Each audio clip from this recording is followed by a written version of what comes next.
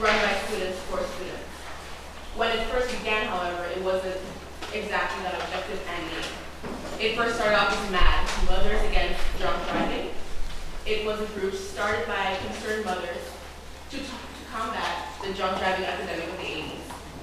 Years later, it became SAD, Students Against Drunk Driving, because people were understanding that young students and young people in general listen to their peers more than adults, because they feel like there's more of a connection and more of an understanding. Years later, it became the SAD of today. The SAD that has a more broader approach.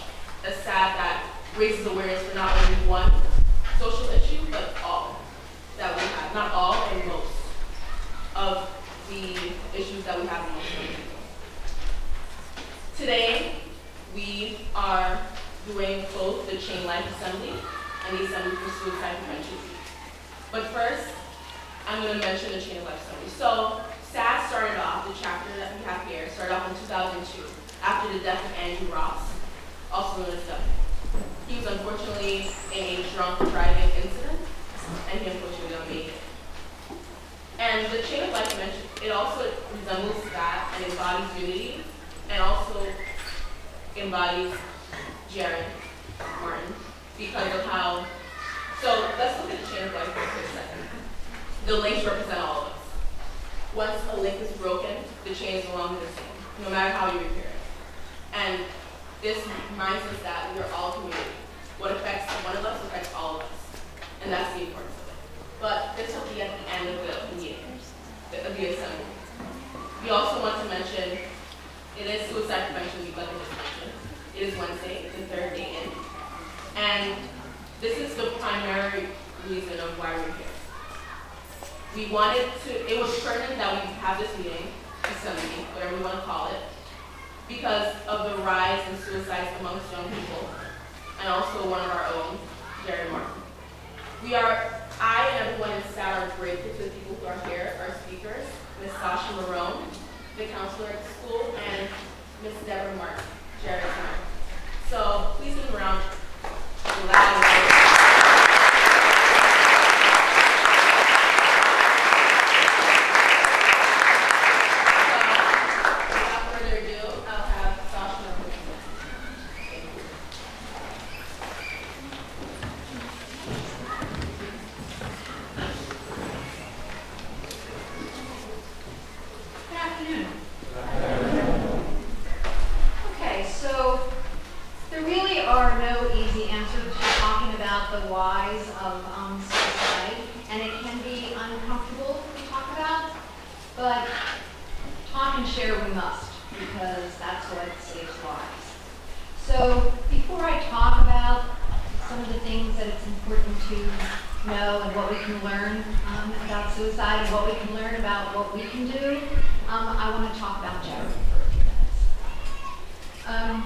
Jared was a student here for a few months, and when he, but more importantly, he was a friend to a number of you here. And when he died in June, it affected all of us very deeply. You don't have to know someone or know them really well to be affected deeply. And so each one of us, in our own way, is dealing with the fact that Jared is not here with us today. And we have our own ways of dealing with it, but the important thing to remember is that keeping feelings bottled up inside, all feelings are okay, it's what we do with them that counts. So keeping feelings bottled up inside never really works very well. So we honor Jared, we carry him in our hearts, and we show that honor by showing caring and thoughtfulness towards other people and reaching out and helping each other when we see someone looks like they need some help. So we're holding Jared in our hearts today, and we're certainly holding Jared's mom, Deb, in our hearts today while we're talking and sharing. Okay, so I need some help up here. Let's see. I need 2 sign people. Well, I need a sign person. What? Oh, hey, great volunteer, but I happen to have this side volunteer. Hey,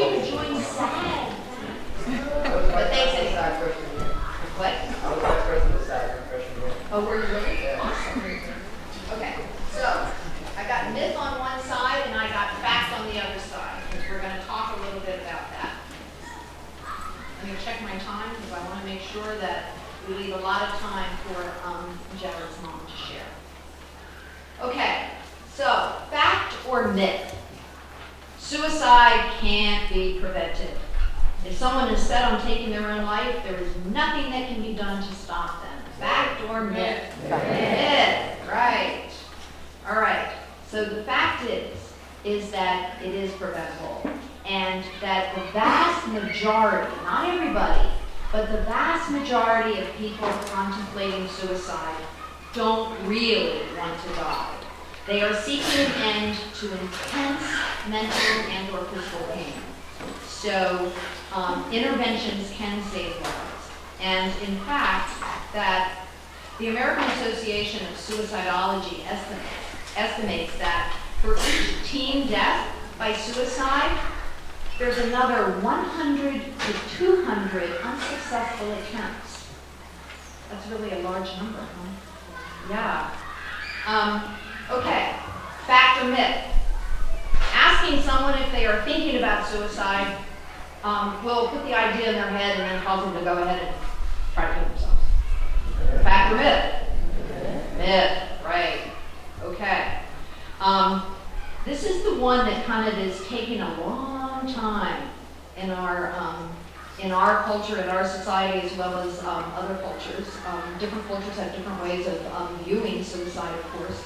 But there does seem to be this, we can't talk about it.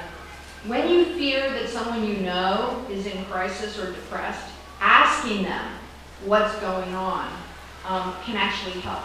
Because what happens is you're reaching out to that person, and that person is feeling very alone with their thoughts and their feelings. So it really can make a difference. Okay, fact or myth? Wait a minute, haven't given it yet. Oh, we're jumping ahead, I know the answer. Oh, you've seen the page. All right, I'm still on that website. Okay, is this a fact or a myth? Barriers like on bridges, where they, bridges that people jump off, they put up these barriers.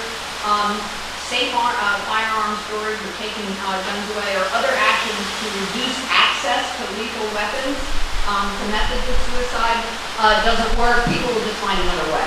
Fact or myth? Oh, I hear some of both. Fact. Fact. Some people are saying myth. Zach, what are you saying? Myth?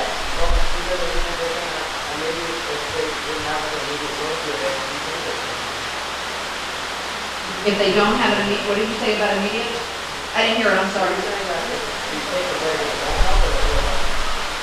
If you take away lethal things that can be used to for suicide, right? It is a myth.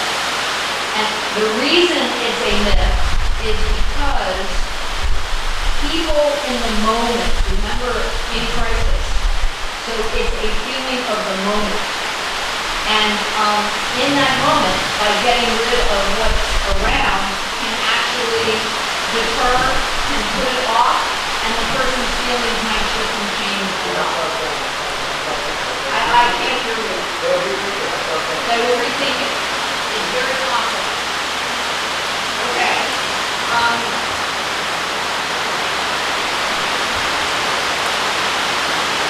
In fact, more young men choose to die by violent means than young women. So it's something to talk about. So it can make a difference. All right, fact or myth? Someone making suicidal threats won't really do it. They're just looking for attention. Myth, right? Correct. It's a myth. Because a cry for help is a cry for help. It doesn't really matter why the person's crying for help. They need help, so help them. It really doesn't make a difference whether they're seeking attention. It still is a cry, and it's important to listen and to figure out what you can do. All right, and then the last one is like talk therapy or getting put on medication or something like that. That that doesn't really work. Like nothing really works. It's a myth also. because what we do know is that a lot of young people who are thinking about suicide are what? Depressed. And depression really, really skews our thinking. We get really hopeless, we think there's no way out, we think we have no choices, no options, and it really affects what we decide in the moment. Okay, so thank you.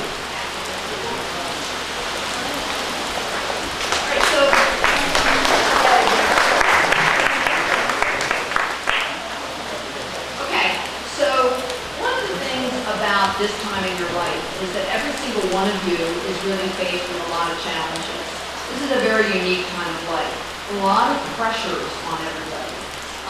Kids come and talk to me for lots of different reasons. And I hear some common themes. You know, everybody wants more independence. Like, oh, I ought to be able to go do this and I ought to be able to go do that. At the same time, you have a lot of new pressures on you.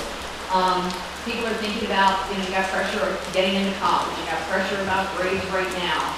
You know, your parents are telling you that if this doesn't happen, then you're not going to get this. And so, a lot of pressure. You're trying to figure out who you are, who you want to be, and where you fit in socially. And things can seem so magnified. You know, you're changing physically. You know, you're changing intellectually. You know, some people want to really bust out of here and go someplace that's really big. Some people are like, oh my gosh, you know, I can't see myself in a really big college. I'll be lost. I mean, just you've got all of that ahead of you, and it's not an easy road. So even when you get a lot of support, and even when you say, yeah, you know, my life is pretty stable, things are pretty good, it doesn't mean that you're not going to feel really stressed out and sometimes feel like you're not coping. And it's not unusual for someone to say something like, oh, I just wish I died. You know, it's not that unusual. And that's very different than what? Suicidal ideation, which is really thinking seriously about killing yourself, about how you would do it, and dying, choosing to die. So everybody can feel stressed out and sometimes feel like they just wish it would all be over. Those are still signals to you that you're very stressed out and you need to find somebody to talk to. Okay, so really all feelings are okay. It's what you do with them that counts. The most common reported reasons for attempting suicide, there's 3 of them. There's family problems, things at home. Because we don't live in vacuums, we live in homes and families. And stress in families and things that aren't going well in families, there's a lot of things you don't control. You don't control whether your parents stay together or whether your parents get divorced. You don't even really control whether your parents move or whether your parents stay, or what kind of jobs they have. I mean, there's a lot of things that affect you, but that you don't have control over. Also, arguments with boyfriends or girlfriends is really a big reason why kids just feel, oh my gosh, I can't cope. It's just too much stress. It can get very, very stressful. And the third one is school-related problems. But it's interesting because the school-related problems are on the third on the list. They're not the top on the list. Which one do you think is on the top of the list of those 3 things? Family problems, boyfriend-girlfriend problems, and then like school-related problems. Boyfriend-girlfriend problems. All right, wait a minute. Let me do this. This is really interesting. How many people think that at the very top of the list is boyfriend-girlfriend problems? Okay. We're just looking around. Okay, and how many people think that it's family?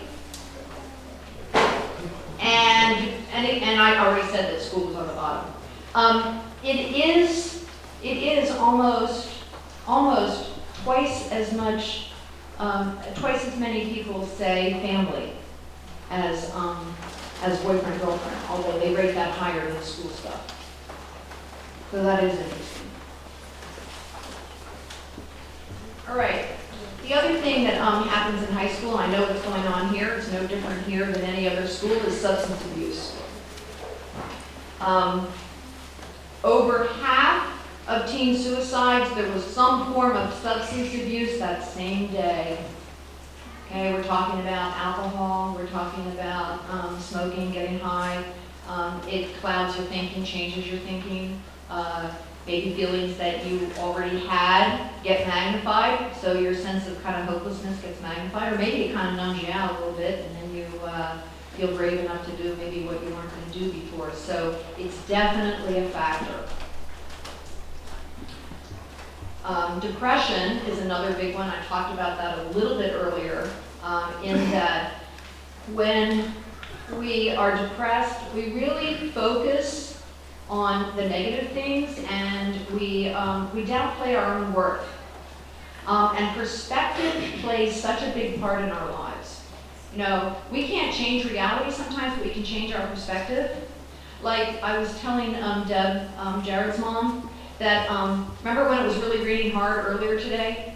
And I was in my office and I'm thinking, oh gosh, it's really raining hard, and what if it's raining when we have the assembly, and that's really kind of, yucky, and everybody's running through the rain and getting wet, and it seemed like kind of a downer.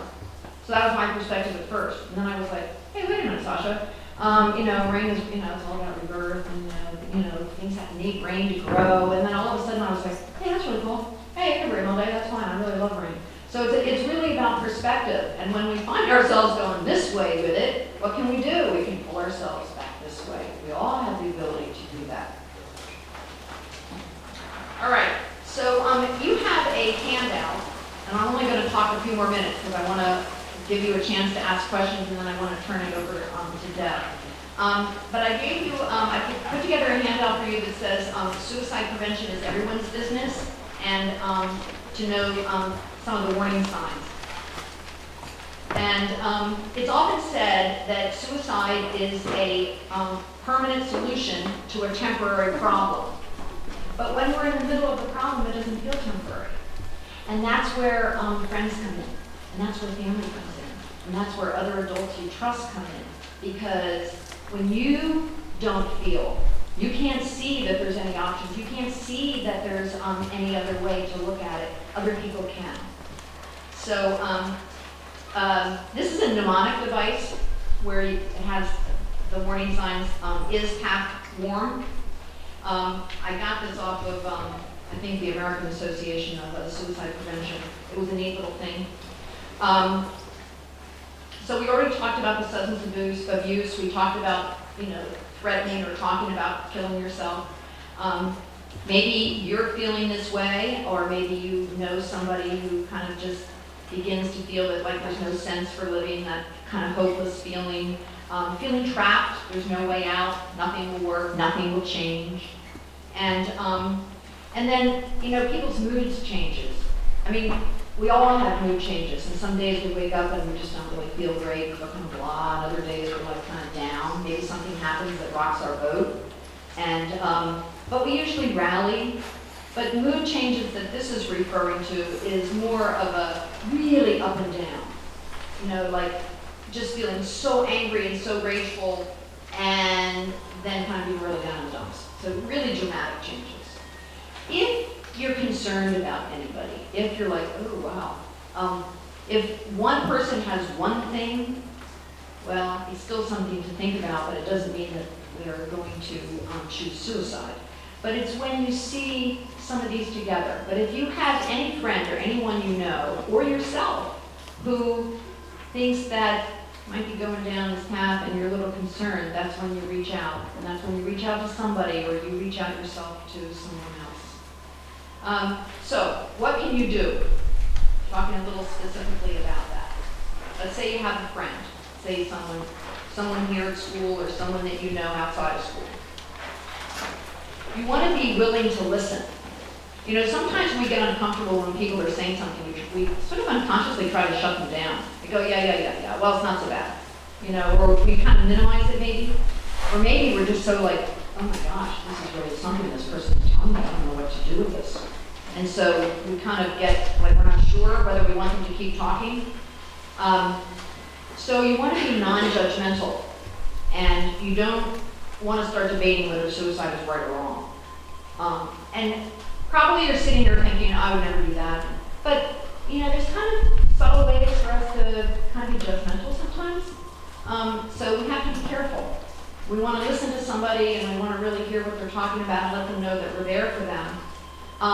But we also do not want to be sworn to secrecy. So if somebody's telling you something and say, okay, don't tell anybody. You know, I'm going to tell you this. I'm going to tell you this right now. Okay, gotta promise you won't tell anybody. What happens if they tell, and you go, okay, fine, yeah, I won't tell anybody. What happens if they start telling you about they're having thoughts that they want to end it? Do you have to keep that secret? Yeah, but then you're kind of caught because you just told them that you would keep that secret. Right, so here's what you have to do. Here's what I'm recommending. That you find a way to say to the person, you know, I really want to keep this secret, but I care more about you being alive, so I can't keep this secret. So we got to tell somebody. And you don't go behind their back and tell somebody because then what? Yeah, I mean, you're not trying to lose a friend. You know, you're trying to help somebody. So I've had students come to my office with somebody else. You know, come over and talk to Sasha. Or it is very true that students will tell each other things, friends will tell each other things before what? Before you tell parents. That happens a lot. I mean, there's a lot of kids who, a lot of you who do tell your parents stuff, but I bet there's a lot of you who would tell your friends first. Am I right? Am I right? Probably. Yeah. So if someone's telling you something that you're really uncomfortable with and you're really worried and concerned for them, that's when you say, oh, I really care about you, can't keep this secret. We got to tell somebody. And now, if they want to go tell another friend, okay, let's go tell so-and-so. All right, now is that going to help much? No, because what's going to happen is it brings somebody else into it, but then they're holding the information also, and it's very worrisome. So it's an adult. You have to figure out with the person what adult that person feels comfortable with and that you go together so that they're not alone with it. Does that make sense? Yeah. Also, if we act really shocked, then what can happen, the person can kind of minimize how they're feeling and go, okay, but, you know, really I don't feel that way. It's not really that bad. I just told you that, but I don't really feel that way. So we have to be careful not to act shocked, even though in our heads we're going, oh, you know, this is kind of shocking. So, but if somebody's talking about stuff that we're really, really uncomfortable with, do we have to sit and take it? I mean, do we? We have to think about, okay, is this really too much information for my head? And can I cut in and say, you know, this is really a lot. We really need to get someone, you know, find someone that you can talk to. Yeah, you don't have to listen to it all, but it's how you do that that makes a difference. You don't want to shut the person down, but you also don't have to be the carrier of a lot of painful stuff either. And then the last one is you want to offer hope that there are alternatives, because the truth is, are there? Yes. To just about anything, there are alternatives. It's in the moment that we can't see it. Individually, we can't see it, but there always are. Okay. Any questions? Because I'm going to turn it over to Jared's mom, Deb. Yeah. Is it true that music influences suicidal thoughts? That's all I wonder about. Like, Music influences suicidal thoughts. I would say that if the person is under the influence of any kind of substance, anything can influence them. So that's what I would say to that. But music in and of itself, no. Like if you could listen to a really dark song, and that's not going to necessarily start you thinking. Now, if you already have depression, and you're in your room and you're listening to dark song after dark song after dark song, is that going to be helpful to you? No. But it's going to be hugely magnified with substance abuse. I don't have any statistics on that, but that's really, you know, what I think, yeah. Okay, anybody else? That's a good question. That was a really good question. A lot of parents ask that. Because, there's a lot of music, parents go, oh, I don't want you to listen to that. Yeah. All right, any other questions? You can ask anything. The question is too silly, or we just, no? Okay, so as we continue to hold Jared in our hearts, and as we continue to be thoughtful and caring of each other, we're also holding Mrs. Martin, Jared's mom, in our hearts, and I'm going to turn it over to you. She has a lot of really special stuff to share with us. Thanks.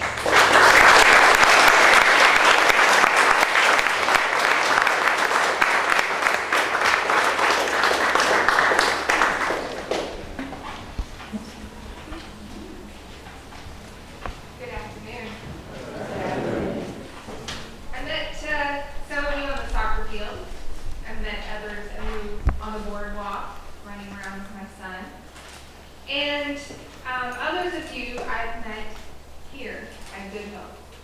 And I want to tell you the story of Jared, because when I was asked to be here today, I asked Miss Sasha, what do you want me to talk about? There's lots to talk about.